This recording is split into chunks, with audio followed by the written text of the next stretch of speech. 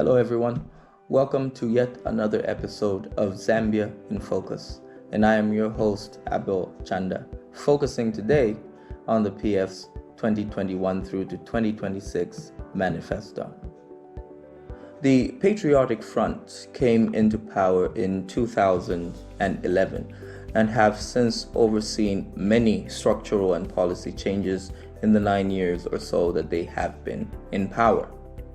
For the year 2021, they seek another 5-year mandate from the electorate for them to continue these policies and perhaps extend them even further. It is obvious that over the 9 years, they have invested heavily in infrastructure development, which obviously we see in the many roads and hospitals and schools that they have built, and also the paving of thousands of pathways as well, thousands of kilometers of pathways as well. They also notably increased the threshold of the tax-free bracket from 1,000 kwacha to about 4,100 kwacha or 4,000 kwacha, I believe, sometime last year. What do they intend to do should they be re-elected, and what policies do they intend to implement should they be given another term? Today we want to review the manifesto that they released for the 2021-2026 period and the mandate that they intend to implement and the economic policies that they effect. Just like the previous video, we will focus on 5 major macroeconomic variables, being GDP, inflation, the exchange rate, net exports, and of course unemployment. And we'll focus, of course, on the same key areas as we did before, being energy, mining, debt management, and the structuring of it and how to improve it, as well as agriculture. And of course, how they intend to realign their spending policies as well. As I had mentioned again in the previous video, our debt stock currently sits at around 19.3 billion United States dollars. As such, a managing and restructuring of this debt should be a major macroeconomic policy issue. Now, firstly, let me begin by a commendation of the protective policies that the PF have outlined in their manifesto. What are these protective policies that I'm talking about? They intend to compel supermarkets to only get locally produced crops. What that means is if there is a certain crop that is found locally in Zambia, it should not be imported by that supermarket, but should be bought from local producers. And this, of course, will improve our productive capacity, will improve our gross domestic product as well, and of course, improve the livelihood of the people in Zambia. Also, they intend to introduce protective policies in gold mining, timber processing as well, so that only Zambians should engage in those areas. So that's a lot of commendation that I want to give. This, coupled with proper credit access, could significantly improve the movement and the motion of our country in those areas, and especially empower our Zambian people. Now, of course, we want to talk about how these policies are going to improve certain fundamental variables and how those policies could likely be implemented to improve them. Beginning with mining, they intend to establish a mines regulatory authority, which of course is a forward movement in enhancing better controls, measures, and accountability. Why is that? Because transfer pricing remains a major concern and a major problem for our country. What is transfer pricing? Well, mines have been known to declare sales of their copper estimates much lower than they are actually selling them for. This is done through an elaborate network of escrow companies and small holding companies that they actually own and sell. It's a complicated network, and transfer pricing remains a major problem. The National Resource Governance Institute, did a study in 2016 on the Zambian mining sector and estimated that Zambia loses close to 500 million United States dollars every year to transfer pricing. So it is a forward movement that they intend to implement a mines regulatory authority with the view to reducing transfer pricing. What would this do for us should it be rightly implemented? Well, it will increase the treasury funding, because that $500 million we're losing is now going into the government treasury.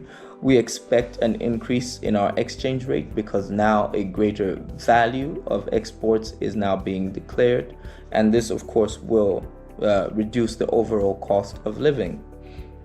Of course, with an increase in how much of our funds are available to the government treasury, we also expect a dismantling of our local debt stock, which sits at around $7.3 billion for our local suppliers and investors as well. So this Zambia-centric mining and farming diversification policy is one that promises to add a lot of value should it be rightly implemented as well. Concerning energy, I would like to point out that in the 9 years that the PF have been in power, they have reduced actually our power deficit and have almost doubled how much power we're generating. When the PF came into power in 2011, our country's power generation capacity was at about 1,200 megawatts as compared to the 2,800 megawatts that we see today. They also intend to oversee the commissioning and establishment of the Kafue Gorge Lower, which should add 750 megawatts to our national grid and significantly reduce our load shedding plight. They also intend to upgrade the Lusiwasi power station from 12 megawatts to 86 megawatts. And if all of these aspects are rightly implemented, then we expect to see a lot of movement. In what sense? Well, we expect to see exports increase because overall productivity has increased. And with an increase in overall productivity and exports, we expect to see, of course, an improved exchange rate and lower cost of living. I must mention, of course, that I had a strong criticism of this mining policy because it mentions nothing concerning the PPPs. I believe PPPs, or public-private partnerships, should be an important and fundamental aspect of our mining policy structure, so as to ensure that Zambians at all times benefit from the arrangements, because PPPs allow for countries to remain the owners of those mines, of those institutions, once the PPP agreement reaches its maturity or its close. Otherwise, a very strong mining policy. Concerning tax, my major concern is that they intend to consolidate the deductions on individual pay slips. Though, of course, I did not fully understand what was being said, but this is what I got from it. On your pay slip, you have a number of deductions. Some of those include your payee, your national health insurance, and your NAPSA, and others as well. And from what I am gathering here, when they say they intend to consolidate these deductions, instead of seeing NAPSA, payee, NEMA as individual deductions, you might see just one block figure being deducted from your account. I do not think this is a good policy, and I'll mention why. Because I would like to know how much is going to NAPSA. I would like to know how much is going to NEMA. I'd like to know how much I'm paying as tax. Of course, I may have read this wrongly, but this is my understanding of what they mean when they say they intend to consolidate all of these deductions into one major deduction. So it would be nice to perhaps gain clarity. If it is as I have explained it, then it would not, for me, in my perspective, would not be the right move, as individuals would love to know exactly what is being reduced and why. They have mentioned also concerning their tax policy that they intend to introduce a tax holiday. which of course has two implications. Now, a tax holiday, for some of you know that when major investors come into the country, they are given a break and do not pay tax for a certain period of time. This removal of this tax holiday and then introducing, of course, tax credits instead has the potential to improve how much of our tax base is available to us, and could significantly increase government revenue and, of course, improve government expenditure projects as well. With an increase, of course, in government revenue through the removal of the tax holiday, we can also see a reduced need for borrowing and spending both locally and internationally. If the government is borrowing less, especially in the local economy, you will see that there is less crowding out taking place and an improvement in the business case. However, I will mention that this perhaps had a few weak points for me, because it did not clarify to a great extent what they intend to do with individual and corporate tax. And I believe that individual tax and corporate tax are the most important taxation policies, for the reasons being obvious that they are the most effective ways to get an economy either moving upwards or downwards, and as well represent the highest income for the government today. So that perhaps is one of their weakest points. Why has corporate tax or individual tax not been highlighted? And how do they intend to work around it? Whether an upward movement or a downward movement of these tax, or a combination of downward and upward movement in one sector or the other, so as to help us understand exactly what they intend to do. As concerning debt management, they intend to reduce local borrowing so as to reduce crowding out. As I've already mentioned, will improve business by so doing. If the government is borrowing less, then the companies are borrowing more, and thus more investment is taking place. But of course, another concern for me is that if they mention they intend to reduce borrowing, how do they intend to offset that reduction in borrowing? And they have not mentioned how they're going to improve liquidity should they reduce this borrowing. Now, of course, when you reduce borrowing locally, the other option is to borrow internationally, or to reduce spending, or to increase tax. It would have been nice for them to show us exactly what the plan is by reducing local borrowing and how they intend to offset that reduction that they intend to point out. Lastly, the PF also intend to improve agro processing by, of course, revamping dilapidated dip tanks and, of course, providing more in the field of agriculture.